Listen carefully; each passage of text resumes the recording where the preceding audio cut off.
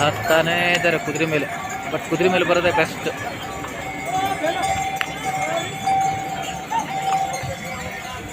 ಅಲ್ಲ ಬಿಡ್ರಿ, ಇದು ದಾರಿಲ್ಲ ಏನಲ್ಲ, ಘೋರಿ.